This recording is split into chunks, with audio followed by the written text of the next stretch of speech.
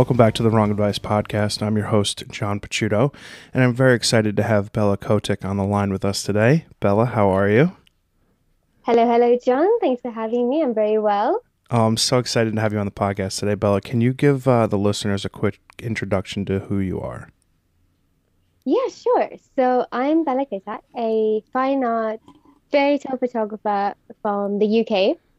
I would sort of describe my work as very feminine driven, empowerment, floral heavy because I love flowers and nature, and storytelling. So yeah, that's me pretty much in a nutshell. Elevator pitch, 10 for 10. I love that you said fairy tale because I felt like I was living in one going through your website yesterday and looking at all your work. And I would just love to get sort of an indication of like how your career started, how you kind of developed this incredibly unique, ethereal, beautiful, fine art based photography that is sort of in this angelic realm. So what was like the process to the start of your career? Oh, well, it makes me firstly very happy that you felt like you fell down the rabbit hole I did. because that's my goal. I literally, with my pictures, my goal is to just invite people into another world. And so whenever I hear that from somebody, it makes me super duper happy. Oh, good. Um, yeah, so basically, oops, sorry, what was the question? I was saying, talk to me about like how you started your career, like what sort of drove you to photography and like what was the process like to developing this incredibly unique style of yours? Well, you could tell my ADHD really kicked in there. Um, I know I have the so same issue. It's I, fine. okay, great. So this is going to be super fun. I sort of fell into it by chance, as I think a lot of people do when it comes to photography. I'd always been the kind of person to take pictures. My dad had a camera which I loved to play with because it just felt like very special to me, even when I was little, to immortalize moments in time. I just always thought that that was something that I was always naturally drawn to. So even though I've been interested in the arts, I used to paint and draw and sculpt and do all sorts of things. I wanted to be an artist, and yet I never really found something that really felt that this would be like the tool that I could use to share stories and share my vision. And while I was very lost trying to figure this tool out, I needed to go to university because I was at that stage in my life, and I chose to do architecture Hmm. mainly because it had the letters for art in it. And my dad wouldn't let me go to like art college because he was like, no, no, no, I would much rather you go to a university. And I was like, okay, dad, middle finger, and picking a subject out of the blue that has the letters for art in it. So that happened to be architecture. I love that. And yeah, so in that course, I needed to learn a bunch of programs, and Photoshop happened to be one of the main programs. And I didn't know anything about it. So I would jump online looking for tutorials or any sort of information I could find, and quickly discovered Flickr, Mm. where all of these artists were like going Photoshop heavy on the images. It was Flickr and DeviantArt, to be fair. And on Flickr, there was a 365 project, taking a photo a day. So yeah, I started this 365 project, thought that it would elevate me in terms of Photoshop. And then what it actually did was introduce me to nature and introduce me to being outside and connecting with the camera and realizing that this was a really fun way that I could express myself. And then really my photography is an evolution of that 365 project from the very beginning. Mm. I now know, well, I sometimes am in front of the camera, but often I'll use other people to sort of project myself onto. Mm. So things that are happening in my life, I will, reach out to a friend or something, yeah, a friend, or have like items in my life like wings or like just props, collect a bunch of props so that whenever I have something I want to like create, I can just sort of reach out to them, ask a friend to model for me, and just sort of create something that sort of, looking back now, I can really see the connection that it had with my life at that time. That's awesome. And so that's really how I'm where I am right now. like the fairy tale world was there from the beginning. It started out with me being outside, me learning about the seasons and the bushes and times of days that I like to shoot.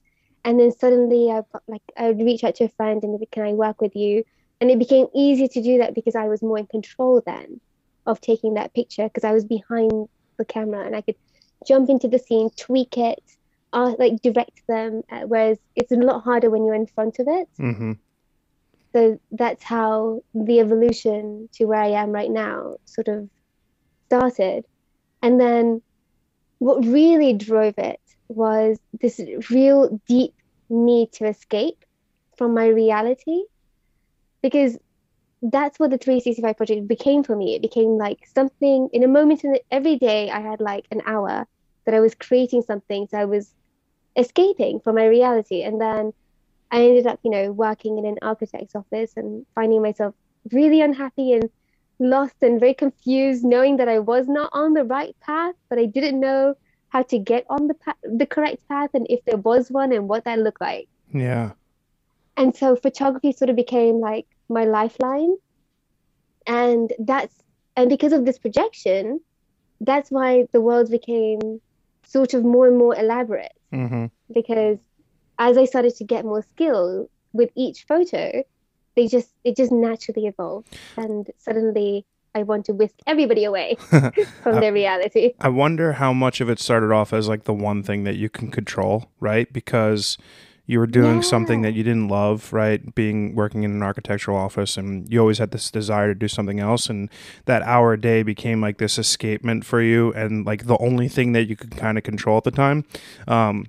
I went through a very sort of similar experience. Like during the pandemic, I was working for a real estate company, and I lost my job, and like the world ended, right? Like it was in the middle of the pandemic. I had no idea what to do. And it was like sort of this, what can I control? And I packed my car and I packed it with film and a bunch of cameras, and I just like drove around the country for about a month, and it was like the only thing I could control, right? Like I was lost in this sea of madness that was going on, but it gave me that singular outlet of, okay, well, I know I need to find a place to sleep tonight, and I can take pictures and sort of like live through what this trauma is right now. So I'm curious, do you think that like when you started realizing that this was the thing that you wanted to do, it became something more that you needed to like be very cognizant of and sort of build your life into? Oh my gosh, I feel like this is going to turn into a therapy session because you're not wrong. And I never thought of it that way, but actually that would explain my like controlling tendencies. And I labeled it as, oh, I'm a perfectionist. But the reality is I need to be in control. And that's why I would have another girl or girls or like people in front of my camera, because I had more control being behind the scene, capturing the scene and the vision. And yeah, you're right. Like I work by myself most of the time. So a lot of what you see, like literally 90%, I would say, is me and the model by ourselves. Because I would do the hair, I would do the makeup, I would source the styling, piece it together as I'm styling it. Then I would like design whatever scene that I want to. So there I am set designing, and my goodness, it's all about control. I mean, that's awesome. I struggle a lot of times. I mean, you have an incredibly unique style. You have an attention to detail that I struggle with when it comes to being creative, right? And I'm curious, like, did you have like a large imagination as a child? Like, were you reading a lot, watching a lot of movies? Because I see that in your photography and your art. And I was similar, like I read a lot, watched a lot of movies, but I don't get that from my images. So did you have that sort of playfulness as a child? Yeah, always, ever since I was little. I always used to, one of my favorite things to do was whenever we were driving, looking out the window and like imagining myself like using the landscape. So like hopping along the telephone wires, or like springing to the moon, or just something silly. Like I was always imagining something and always daydreaming, always watching like anything visually pretty. I read a lot, so my mind was always filled with like very vivid sceneries and landscapes and journeys and tales and trials and tribulations. And I feel that I'm the person I am genuinely because of all the characters' lives that I've had like the joy of living through in books Hmm.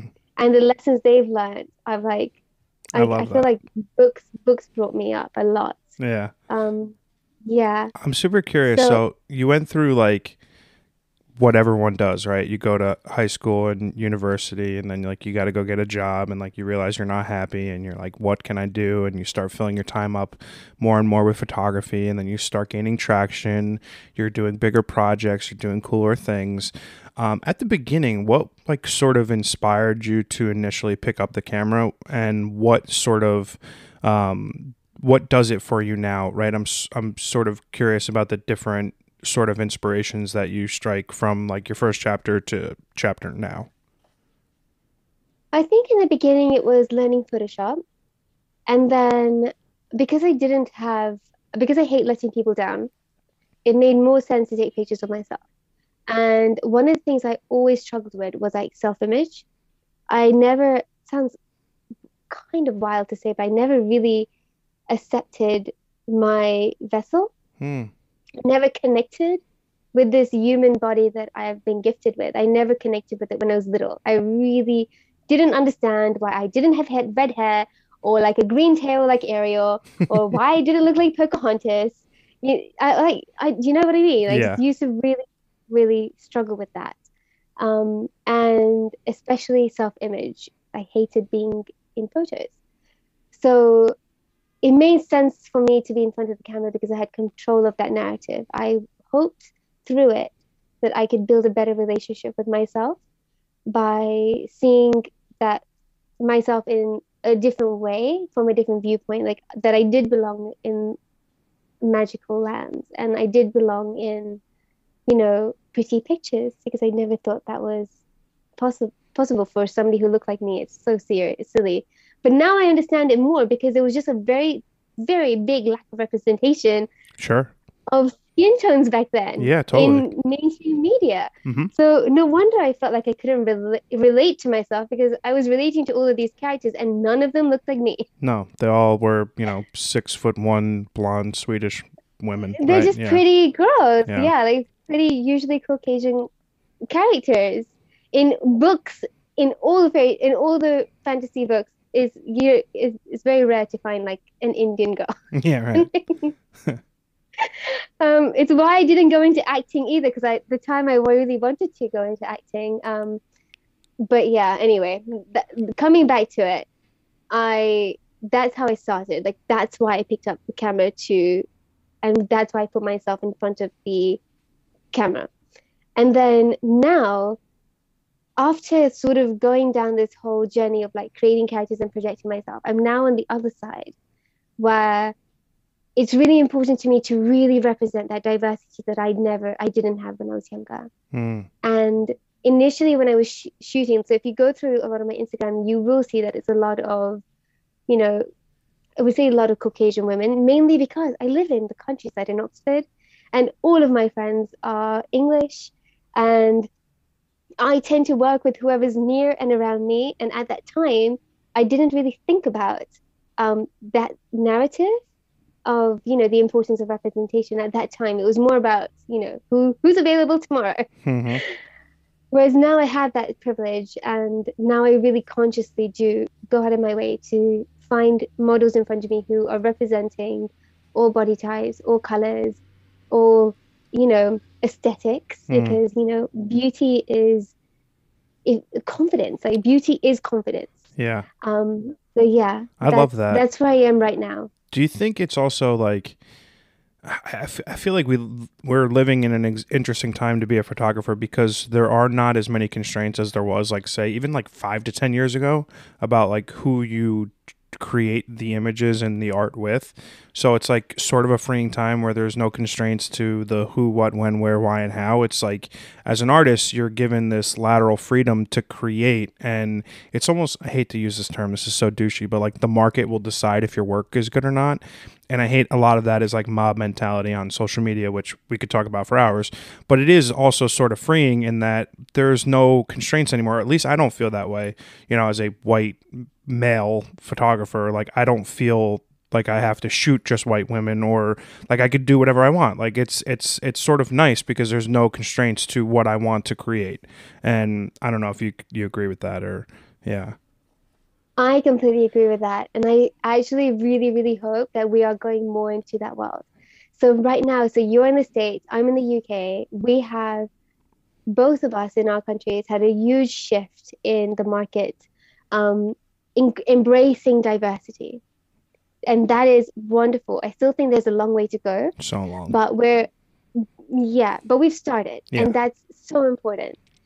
I was just in South Africa, and we were working with a lot of girls there who are of mixed ethnicities, and they still said that in Cape Town in particular, which is where we were based, they really struggled because a lot of the jobs were not going to them, and they were not even considered. So it just goes to show me that their market still needs to possibly, and not just that, but like there may be many other places where Totally. particular markets really need the same evolution that we have. It's an interesting So time to be an artist, yeah, because there are yeah, like traditional media outlets where they're going to want that traditional looking campaign, and then there are mm, other spaces, mostly I would say digital, less like, commercial traditional, that are open to artistic interpretations of what that photographer or creative director's image is for whatever that campaign would be. And it's great. It is like step 2 of 30, but like we're getting there. Like it's yeah, like the baby steps have have certainly we're getting started. there, and we start, and we share, and we create with the intention to change the world through art. Yes, I love that. So, I think it's mm, funny that like, so I've been a longtime Twitter user. We met on Twitter through a Twitter space, mm, and I find that the community around Twitter specifically for photographers is just exploding right now. It's just such a really cool, unique time to be an artist on a social media platform that seems to be embracing them versus a place like Instagram where if you're a still image photographer, they're like basically fuck you. I'm sort of curious about your relationship with social media, from an art perspective and then also from an individual perspective, like just you as a user and then you as the artist. oh, that is such a great Well, question. thank you. Um, you really, as a user, I love social media. I think it has great power for change and great power for destruction. Mm, And it's a double-edged sword. And how it is used is usually within your own control. But sometimes social media is a really horrible place, especially when it's out of your control. mm-hmm. Um, I have been fortunate that for me, it's been pretty good. It's been a safe space. I've been able to share my work. As an artist now, I've been enjoying social media because I've been able to share my work and really utilize the support that I've been able to somehow receive to motivate me and inspire me to continue on my artistic journey. Because I believe if it wasn't for social media, I don't think I would be creating this art. Oh, wow. Genuinely, genuinely, because I'd been searching for so long, and like for painting and drawing at that time, there was no social media place to share it on. And so I would create all this art, but I never really knew how to get it in front of people. But immediately with photography, which I started sort of at the rise of Instagram, I managed to like have immediately the space like Instagram and Flickr and Facebook where I was able to share visuals and they were able to get attention. And suddenly I had all these lovely comments and I wanted to still receive them. So I would still like create more art. And it was like, I want to see more. So I'd be like, okay, I'll make more then. And it was because of social media that I am exactly where I am at this point in time That because of that support. That's awesome. I agree from an inspiration perspective. I'm like when I find new artists like yourself, and I'm like taken away to this place where you come at we do the same thing, right? From a completely Mm, unique, otherworldly perspective. It's inspiring. It like gets my creative juices flowing. It gets my artistic desires to create going. And I think in that regard, it's a great help for me specifically. And you mentioned therapy. These conversations are sort of like therapy, and I use them as creative fuel because I think so often that we're in a space where it's incredibly incredibly competitive, and it's very easy to pit one artist against another for dollars, right? Because at the end of the day, we all need to pay our rent. And I was almost trying to come at these conversations and this space in a completely different way, in that a rising tide lifts all ships, right? We're in a really unique time in the art world where there's a lot of money coming in and there's a lot of creative freedom coming in, which makes it a great place to be. And it doesn't have to be, oh, they've got 10,000 followers and I've got 1,000 followers and they sold this for that much. And it can be very dividing. Social media can be like that. And I'm kind of nice. Yeah. It's nice to see how it's sort of going the other way. As an individual perspective, how do you look at it? Yeah. I think something that I was not expecting to come out of social media was imposter syndrome. Oh, yeah. I was not expecting that. And when it hit, it knocked me back. And I didn't even know what it was. As I think many people, they when it hits, they don't really know. They just know that suddenly you're not feeling great. And you're comparing. In my case, I was comparing, feeling not great, feeling I was not worthy, not good enough, that I was like, people were like applauding the facade. And it was just a very bizarre feeling. And I couldn't, and for me especially, I didn't even realize this, but I know I'm very competitive, but the comparison game, it's really painful. Really, really painful. So I actually would work really hard to sort of be like, okay, well, I might be feeling all these feelings, so I'm going to work twice as hard, because then I can use the fact that I'm working. At least I'm trying, like as my sort of like argument. But then what that then did was create intense burnout. Oh, yeah. So it's all like part of this cycle where I felt bad. So then I would like work extra hard to be like, no, I'm working hard. I'm pushing through. I'm like, even though I wasn't enjoying it. I find that I would be like, no. I was just say, I find that interesting because your art comes from yourself, right? Like you are very like centric focus in terms of you're creating these stories and these narratives, that I'm almost surprised that you've encountered a fair bit of imposter syndrome, because you're developing your own sort of work and style. And I don't know how I would feel if I were you, like trying to compare myself to other people, because you're doing something incredibly unique to yourself. Well, what I did was I noticed that there were other fairytale inspired photographers. And I thought I would create a community, which I did. So I have a community group on Facebook called Fairytales and Fantasy with Bella Kotak. And it brought together an incredible amount of talented artists. It is one of the best things I've done, because I now am connected to so many cool people in the world and artists, and like we all support each other and nurture each other's art. But then when you see so much cool stuff, you feel like you're not very good. Yeah, I feel that. So I get that. So then that's what happened. Yeah. So it's like the best thing I created, but potentially somehow, and I'm confessing this, I think for the first time, for me, it did a real number on my self-confidence. No, I totally understand that. I go through that a lot. Like my go-to on imposter syndrome is, from a confidence perspective, I'm immensely confident in the human being I am, in my desire and my drive to be like a good person and create work that makes me happy.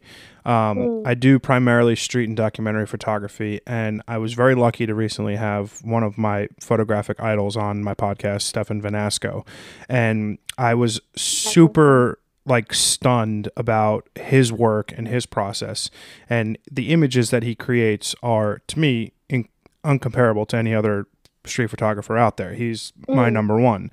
So then when I look at what I've created in relation to him, there's no comparison, right? I could never live up to that sort of level of skill and work. That being said, I think the best thing that I learned about imposter syndrome is that because it is primarily focused on what we compare our work to on a digital landscape, and it's not actually real life, like when I was super hyper focused on the number of followers that I have or number of likes I get on a photo, and you start putting that context into real world practicality. If you had 50 people like one of your photos and you have a gallery showing and 50 people show up, that's a lot of people, right? Yeah. But the way we view social media, if you don't have 2.5 million Instagram followers, you're not a success. So the way Wild. in which we measure success digitally is so beyond what we would practically experience in real life that Yeah. it just warps our understanding of like what is like success. You're not wrong. That is very, very, very true. And then sometimes the best thing to do, which is what I did, is take a step back from social media. Mm-hmm. Take it back and get some perspective. So I did that. And I was a bit scared, I'll be honest, because the algorithm really, really does not work for artists. Mm. It bullies artists. And but at the same time, it was one of the best things I did. So I took a step back for about 2 years to really Wow. just take a rest and sort my head out and figure out that I'm pretty cool. I love that. Like I like genuinely, I'm okay. Like I'm pretty cool. Like by myself, I'm very satisfied. Like you said, I focus very hard on just being a really good person. And that's honestly like, yeah, you're already stepping in the right direction just with that. Um, and now I've like come back again, and I really feel like that's why I could talk about my triggers for imposter syndrome like now, because I wouldn't even acknowledge it back then Wow. because I didn't want it. It was in a box in my mind. Yeah. Whereas I've had like it takes time to take it out, go through it, figure yourself out, and then come back. I encounter imposter syndrome and like confidence issues like the first 5 minutes when I'm about to do like a shoot. It doesn't matter what it Mm. is or if I've shot with someone for the 100th time or whatever. It's like that first 5 minutes and you take like two really shitty photos. You're like, oh my God, I'm the worst. What am I doing? I'm super curious. You've obviously spent a number of years developing your style and your Mm. storytelling. How does your confidence grow each time you get behind the camera? Oh yeah, I'm very confident behind the camera. I love I'm fine. That's my favorite part of the experience. Like when it comes to creating art and everything, it's not the post-production. It's not, I mean, it's really fun post-production and it's really fun sharing it because you can attach all the stories you want to share and then you see people's like reactions. But my favorite part is being on the shoot, creating the scenes, pulling it all together, vibing with my team, with my subject. And I know, and it sounds so crazy to say, I know we'll get a good shot. Like, I know it. Like, I try and never leave any doubt in my mind because like, I guess this is actually a really good tip. There's some things you focus on and some things you don't. And if you're going to focus on something, focus on just nailing it. Mm. Like, mentally going, I'm going to nail this. I'm going to nail it. And I think in a way it's just saying like affirmations, saying it out loud. So I just do that. I'm like, I'm gonna get it great. I'm gonna get it. And then I look for it. So then I move around. Like initially, and many times this has happened, we would have set up, spent ages setting up. And I'll take a few shots, I'll move around, and I'm like, oh, this is not it. This is not, I'm not feeling the feeling I want to feel right now, which is like, oh wow, like that's the feeling.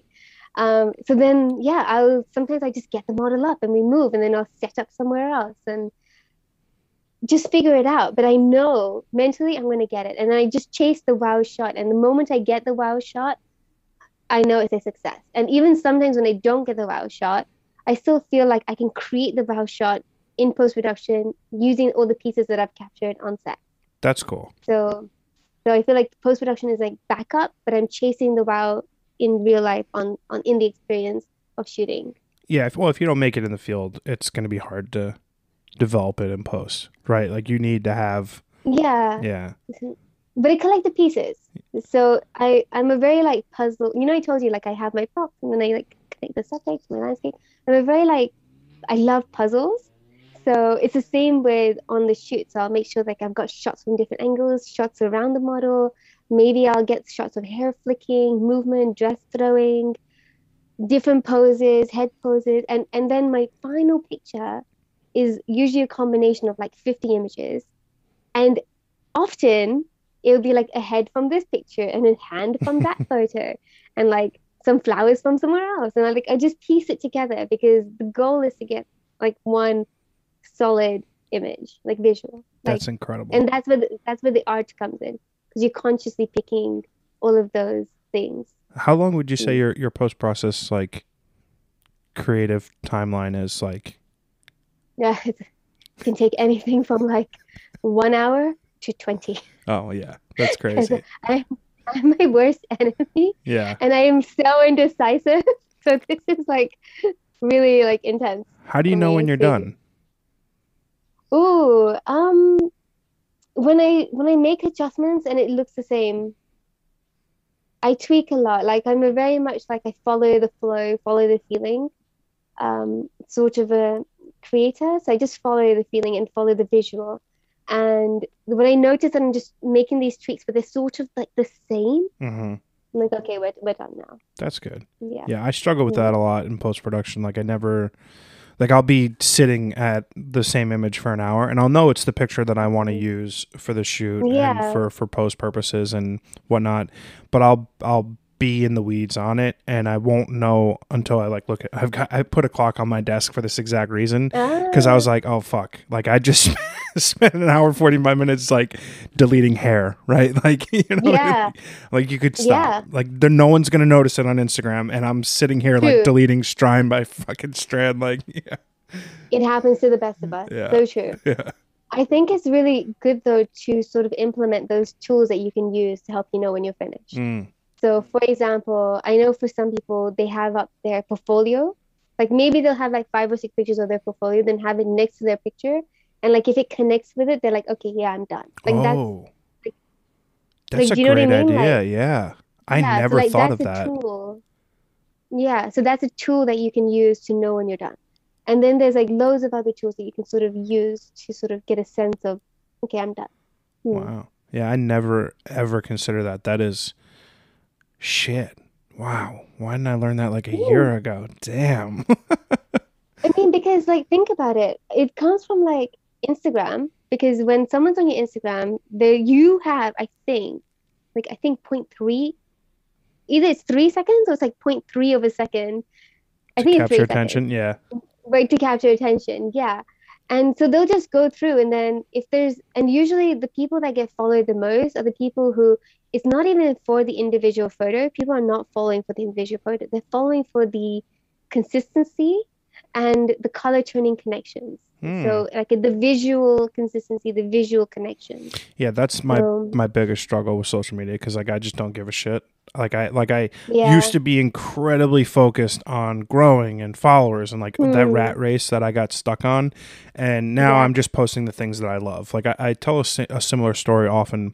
My favorite street photo that I've ever taken is a homeless person behind like it's just their dirty foot sticking out behind their cart of like all of their worldly possessions, and it's an Yeah. incredibly powerful photo and it's Mm. my one of my favorite photos I've ever taken. Every time I post it it gets like 4 likes because it's not what Oh, people want to see, right? It's detriment and it's like horrible and sad and but it evokes all those emotions and that's why I think it's an incredibly powerful photo. But when I started yeah. reposting this photo and I keep posting it hoping that someone's going to be like this is incredible and it doesn't happen, I realize social media is just not that's not where this photo is meant to live, right? This photo is meant to live for me in my space, and it creatively picks me up as something that's, you know, But I think it's amazing. great that you still share it and you should share it because again, what is social media for but to attract your people? You know what I mean? Like Hmm. social media is for like whatever you put out, you attract back in. So you are sharing this, you're sharing your favorites, you're sharing what you enjoy, you're sharing your passion. And I love that you're sharing your favorite pictures because that will attract the people, the right people to you. Mm, And they might not have seen it the first time, but you keep sharing it because you never know who's going to see it and come and find you I agree. and connect with it too. I love Mm. that, and I completely agree. I'm curious. So, like I said, I did a deep dive on your website, and I was enamored with the Tolkien series. I'm Oh, did you curious. like it? Oh my god! Yeah, I mean, I'm a sucker for Lord of the Yay. Rings and The Hobbit, so Oh, it goes without saying that I love those images. I'm super curious if you have a specific series or set that you did of yours that is your favorite. so a lot of my pictures are sort of standalone one-offs, and if I was going to give it like there's one series that has sort of like an umbrella sort of name, which is the In Bloom series. Mm-hmm. I would say that's my favorite. And again, that's a series of standalone images, but they're sort of the unifying thread is the fact that I created them at a particular point in time. And In Bloom really does represent my evolution, both as an artist, because immediately you will recognize the earlier pieces from the later pieces, and as as a storyteller, because the stories just get more and more fascinating and elaborate as I go down, learning all the skills and implementing them and gaining confidence as an artist, but also as a woman, like a girl slipping into womanhood. Because when I first started, I was very much a girl and very much like a young woman. And then I feel now I've definitely sort of settled into myself. And that shows in the art. So that would be like my favorite series. But like you, it connects to you deeply. And then you have to see who else it connects with. And sometimes some pieces of art, they just connect more with others than with you, and that's okay. I think I read somewhere that when you share art online or share art into the world, it belongs to others now. And it's And I not thought that yours was anymore. interesting. Yeah, Yeah, I that thought that was interesting that is because interesting. others make of it what they will. I'm, the thing that I struggle with is like I'm starting to try to reframe how I measure my career in terms of success, right? So like Mm, for a lot of my corporate life, the success was measured by dollar figures and like shit, right? Like car, yeah. watch, house, blah blah blah. But like in Mm, my art career, I'm not necessarily measuring it so much in dollars and cents, which would be a very pragmatic, easy way to measure success. I think it's sort of multifaceted in terms of this community that I'm being a part of, opportunities yeah. that are brought to me, right? Like all these things are in effect replacing dollar figures, right? Like, or the only singular focus that I had when I worked in corporate America. How do you measure success in your career? Also, don't forget, you forgot to mention the opportunities you create for yourself. Oh, Like absolutely. Love that. this podcast. Yes. You're creating these opportunities. So it's success is this avenue in your life that you've chosen is allowing you to create particular opportunities that maybe other avenues may not have. Amen. True that. Mm, yeah. Um, yeah, what is success for me? I think it's very similar to you. Initially, it was monetary, and I think a lot of that was driven by the fact that my parents really wanted me to do a vocation that they felt I was earning a particular income. So I come like I guess honestly any person from an Asian background or a South Asian background Yeah. will tell you that one thing we all have in common is our parents accepting A's, not B's, Yeah, right. and You had to be a and doctor or a having lawyer, right? Yeah. accountants Yeah, or accountant. yeah, Yep. Yeah. yeah. Which is great. It's wonderful. But Sure. if you're an artist, then you're sort of fighting like a bit of a battle there.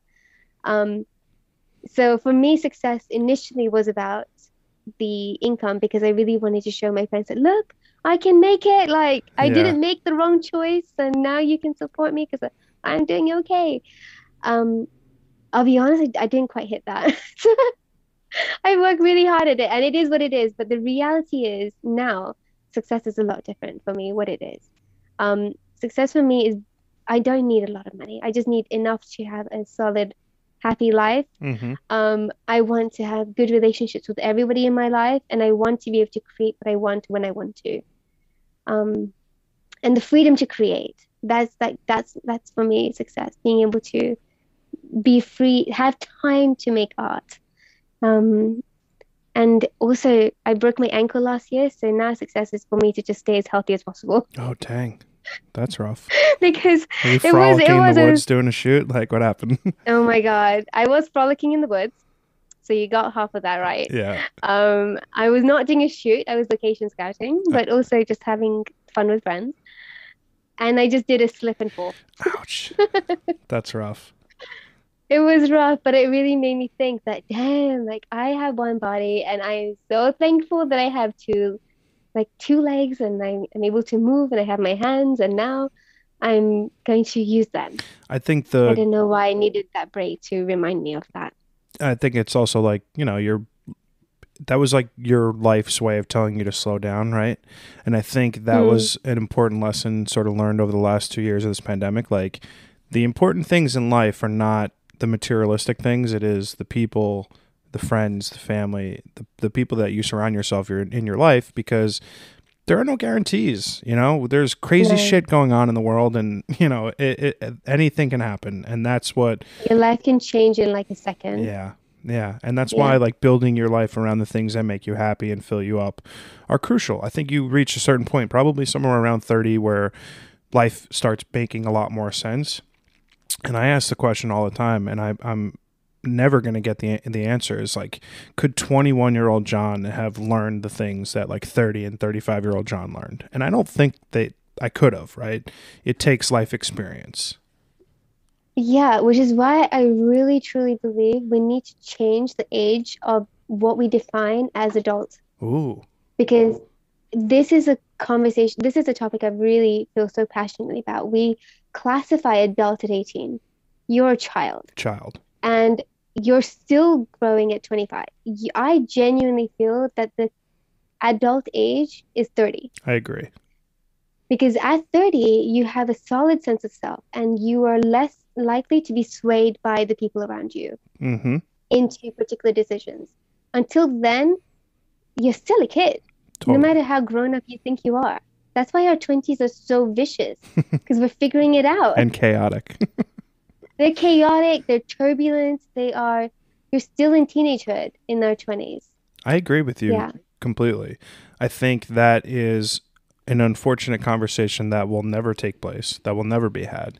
And I think the simple fact is that, like, humans, for one reason or another, don't respect the fact that we're all inherently flawed, right? So, like, a mistake that you Yeah. make at 25 can be replicated at 35, and that's not okay. And like there's just, I agree there should be a reframing of like what age is and like what adulthood means.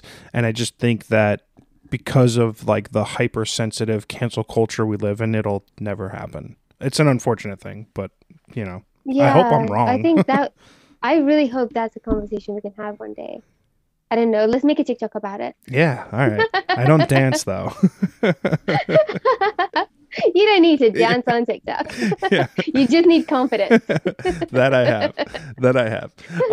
I've been super lucky that I think I've had like an incredibly unique journey over the last year and a half, almost 2 years. And I have a Mm. lot that I'm proud of that I've been able to accomplish in that time period. What is something that you're proud of that you've accomplished over the last 2 years?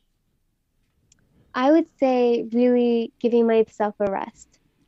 I worked really hard from 2014 till until 2019 between trying to figure like my architecture career and then not like maybe figuring out what photography was and saying yes to a lot of things and not giving myself any break in between. I really struggled with burnout. So the last 2 years was a way for me to just come back to myself because I'd lost myself. Um, in terms of achievement, I still took photos and I still created, which was really therapeutic. And actually, that's when photography, after taking it easy and lighter on myself, became more fun again. And I realized the power of it.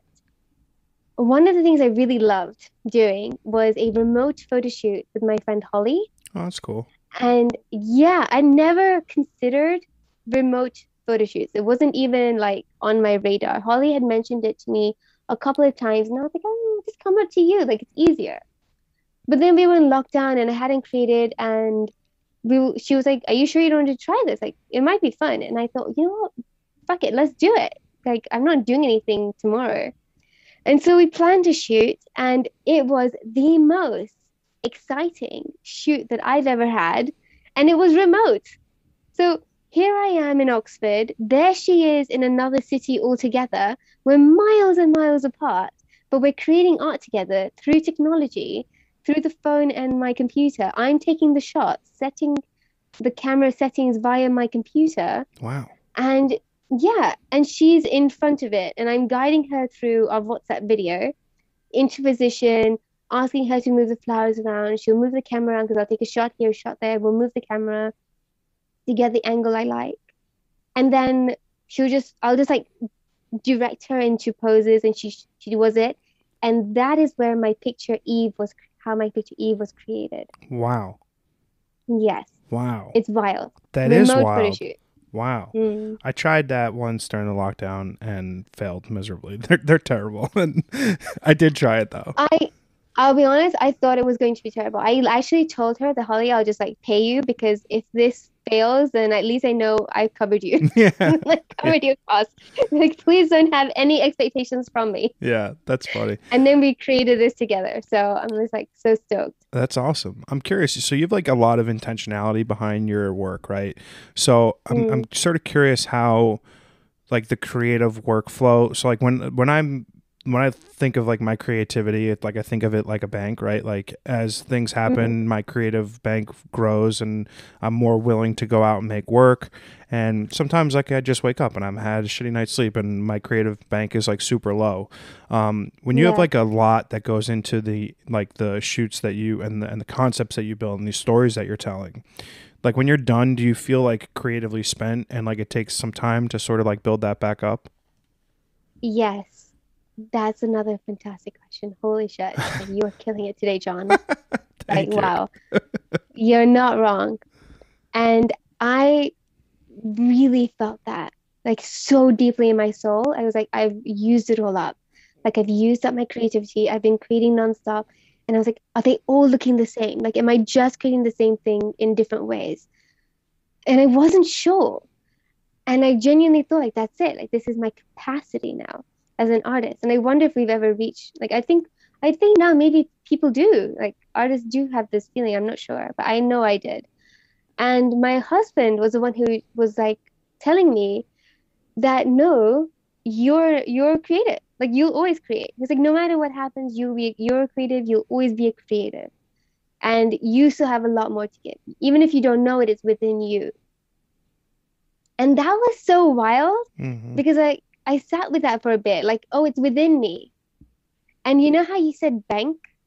So I don't imagine bank. I just imagine an ocean. Yeah. So I think the visual really helps because the bank feels like it's a vault and it's finite. Ooh. But the ocean encompasses the world and it's water which flows everywhere and it can flow through any crack. And so if you just, this is like the what I've been practicing now is imagining my creativity as water or air or wind. It just is in the world. It just exists. Shit. In the world. I need to steal that. Yeah. Shit. Yeah, that's really good. I'm gonna. Shit. Yeah. Because I do consider my creativity like a bank or like a cup, right? And it's like only so full at times, and sometimes I'm not feeling it. Sometimes I don't have like the energy or the desire to like go work and like do the thing that I love. And then once you start doing it, I've never been in a situation where the camera's in my hand, I'm like, wow, this is terrible. I don't want to do this, right? Because that's how I know it's the thing I love most in this world. But I do. It's like imposter syndrome. It's confidence issues. It's all those things that build up before I pull the camera out of my bag. But yeah. No, sit with it. I sat with that for a while. All he said was, "It is within you," and I just sat with that, and I just thought, "Oh my God, if it's within me, it could be whatever I want it to be." Huh. And so for me, it is infinite. Wow. So. Shit. So yeah. Damn. This is like therapy shit. It takes the pressure off. It takes the pressure off completely. Yeah. Then like it is. You are it. Like that's it. It's infinite. It's within you. I do think sometimes like the tools that I use aid or detract from creativity. Like so I find myself shooting film more often than digital just from like a creative perspective and the constraints put on that way to create. Like I will primarily only shoot street photography on film because I think there's something poetic about a moment that's fleeting that is also captured not like with 700 images but with like one or two. And some of my favorite photos that I've taken when I look at like it, like say it's a 3-frame dance, like the one that I end up loving is very specific and intentional to that moment. You work with a camera that's like very intentional and slow. How do you think that tool aids in your creative process? I think it's good to have boundaries because for me, I've always found that I work best within constraints.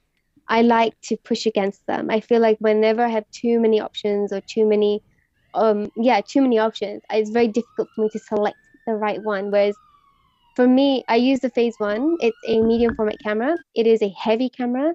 You can't really shoot fast with it. So there is my boundary.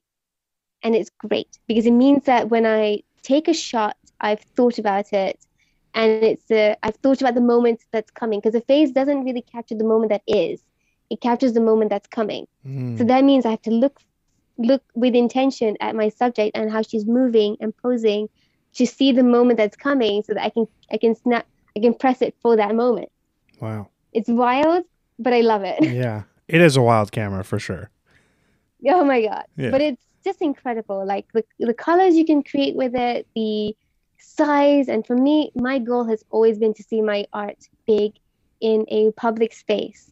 And I've still yet to realize that vision. And I really hope it doesn't happen after I'm dead. But like my goal is print to your like work. see. Print your work. I do. Oh, I do have big prints of my work, but I want like big prints in the world. Yeah, like a billboard, right? Like anything, like a billboard in a museum, in a gallery, like in someone's like giant, I don't know, building. I don't know. Make it happen. That's you're my right. goal for you this year, like 100 by 100 print. I mean, that would be sick. Yeah. Bigger. Okay. 200 by 200. Yeah, that's massive. Yeah, that'd be incredible. But like, you'll be in the photo then. Yeah, right. But I mean, if that's what you want, that should be like what you're doing, right? Like that's what you're like aiming to create. Yeah. I feel like the metaverse though can offer really exciting opportunities, not gonna lie. Because you can immerse yourself in the piece. So if you like create for it. I'm glad you brought that up. I'm struggling mightily with NFTs and the digital space with artwork, because what we do is inherently physical, right? Like the thing that we create, it happens in real life. And I know that 99% of photos live in a digital space. Like I'm putting together my first NFT project, and I'm just having a hard time finishing it because I'm not connecting to it from a creative perspective. Like I know what I want to make, and I know what photos I want to include, and I know the project that I want to finish, but I'm not launching it because I don't feel a connection to it. But when I sell a print and I go to the photo studio to get it printed and I pick it up and I hold it in my hand, that's real, right? And I have a visceral connection to that art. And I'm struggling right now with the digital space, and that's why I spend a lot of time on these Twitter spaces to get inspired to create, because I think it is the obvious next evolution of art and photography. Yes. But I do struggle. I am struggling with it currently because I don't know what I don't know, and for some reason I'm having a hard time like connecting with it. Well, for me, the way I think about it is that it's just people. Like the whole metaverse, NFT communities, all of this, we're just people. And it's people who want to just support your work in a different way. So it's a shame that you don't connect with it, because actually I would like for you to. Because that's a nice feeling, because ultimately who do we create art towards really except for ourselves? Yeah. So I'm working on it. Yeah, but then sometimes some pieces that I don't connect with will put out into the world because I feel like, no, they belong in the world. Connect with others. And then I'm happy that I was a vessel that created something that connected with somebody else. So while it might not connect with you, it may connect with somebody else. And you were the creator through which that piece came into fruition to bring joy to somebody else. So that's pretty cool too. That's a fair point. When you think about it that way. Yeah. I think it's one of those things where I need to start giving myself space, right, to live within this sort of digital realm and understand that it's okay to not be sold on it completely and still want to create in the space and, build in it. Yeah. I love the community aspect of it. Like getting opportunities to meet amazing people like you and some other people have been tremendous. It's been fantastic. Yeah. And then my part of it just hasn't come yet, but it will. Yeah, I'll it will. eventually. Yeah.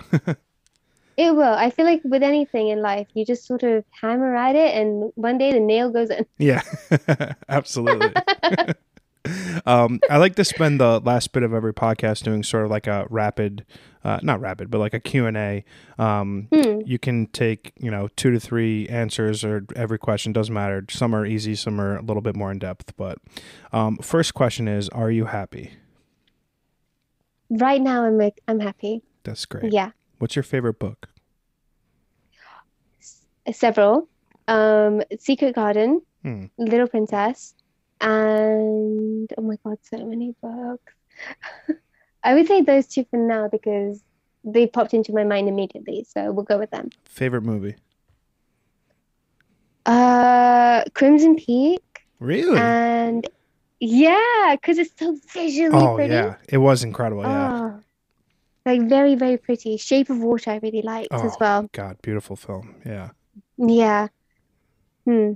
What's your I favorite feel like I food? watched something recently that was really good as well, but I can't remember what it was. So I say like I'm glad I'm the one that asks these questions because I watch everything, literally everything. yeah, So I'm the me worst too. person. Once like I'm single, someone's like, "Oh, what's your favorite movie?" I'm like, I How do don't. you pick? It's like whatever like I watch a lot lately is my new favorite. Same. what's your Same. what's your favorite food?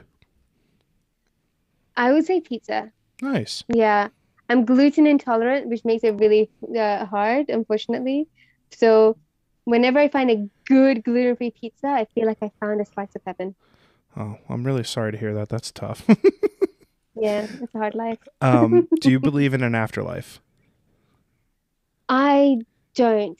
I believe in, and I guess some would say reincarnation, but I believe that energy doesn't go anywhere but back into the world. Oh, So I don't know if I believe it, but I like the concept of it. I like that. That today I'm a human being and tomorrow I could be a flower or a kitten. Or I both. really hope I come back as a cheetah. Yeah. Oh my God, cheetah's my favorite non-dog animal.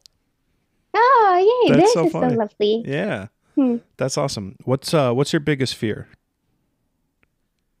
Uh, to be misunderstood and jailed for it. Jailed for it. That is very specific.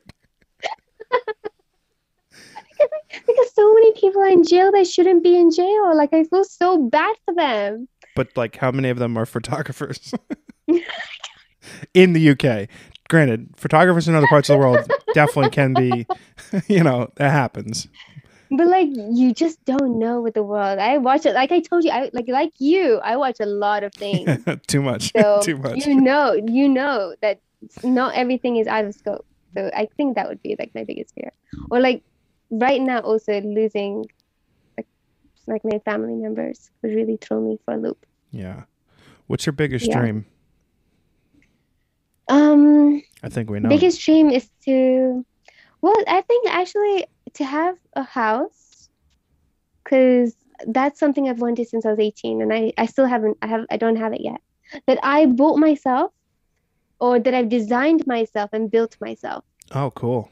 That's like, if we're going to go big, like that's the biggest dream. It's like have my house that I've designed, built myself, where all of my creative friends can come and play and we can live a very happy life together I love that. until we grow old and die. Yeah, I like that. I too would like to live in a home that I design.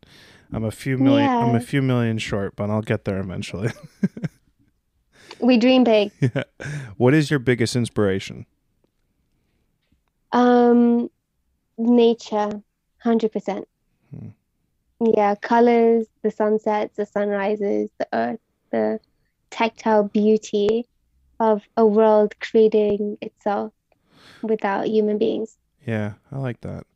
What's the best piece of advice someone's ever given you? That I am a photographer and I was put here to do that. Hmm. So I should do it. Should stop dicking around and just do it. That came out very British, but I love that. Quit dicking around. I like that. What is your best piece of advice? To just do it. Whatever it is you want to do, just do it. Like, don't second guess it. It doesn't have to be perfect. You don't even have to enjoy the process. But if you want to do it, do it. Yeah, I get that a lot, and I think it's crucially important to be hammered home a lot because we live in constant fear of rejection and constant fear of judgment, that people often don't do that. And that goes to turn with my favorite piece of advice is don't worry about the wreckage of the future. Who the fuck knows what's going to happen? You might as well make sense of today and worry about tomorrow. Last question. What is a recommendation that you have for something that you've recently consumed? Could be a book you read, a podcast, a TV show, a movie, just something that you've recently consumed that you would like everyone to check out. A Quiet Place Part 2. Oh, yeah. 3's coming out. Wait, you ready for this? It sucks. 3 years. I know. I read that as well. I was like, oh, so far away. And the crazy thing is, I feel like it could be a series. Yeah. Like, it's so annoying that I'm waiting like years between episodes. It's crazy. I think Quiet Place 2 is one of those rare examples where the sequel was better than the original. Yeah, it was. I need to rewatch the original again because I know I loved it. And then A Quiet Place Part 2 was just so good. So yeah, again, that comes back to favorite movie because when I was watching that, I was like, I could watch this again. Yeah. Yeah, 100% recommend. Also, the way the storytelling process was for John Krasinski. Yes, who made it. He, in some of his interviews, he elaborated on that, and I thought that was really interesting. Yeah. And how they created it. Like, did you read it? They just went off somewhere small and made it happen. Yeah. Well, it was like the constraints of the pandemic, right? I think they didn't have the luxury of the first one where they had bigger budgets and freedom to roam around the world. But yeah, I think so I love everything that he does, going back to The Office to Quiet Place 2 and the what's the series he does on Amazon? I can't remember. Whatever. I love him. I think he's incredibly wonderful, creative. But yeah, so great. Him and Emily Blunt. Oh my God, she's just goals. Brilliant. Yeah. Such goals. Oh, it was really such goals. I'll send you after we hop off. There's a really funny interview clip where they were talking about how she was Mary Poppins and her kids were like, "You suck at this. How are you supposed to be Mary Poppins?" or whatever. I was like, I couldn't imagine. I'm like, oh my God, yes, send it to me. It's very funny. I definitely will. Bella, thank you so much for your time today. It was an absolute pleasure to get this opportunity to chat. I'm super appreciative of your time. I have a really cheesy line. If you've been on my podcast, you're part of my family. So thank you so much. I really appreciate it, and have a great rest of your night. John, thank you so much for having me. This was an honor and a pleasure. So thank you. Thank you. Take care. Take care. Bye-bye.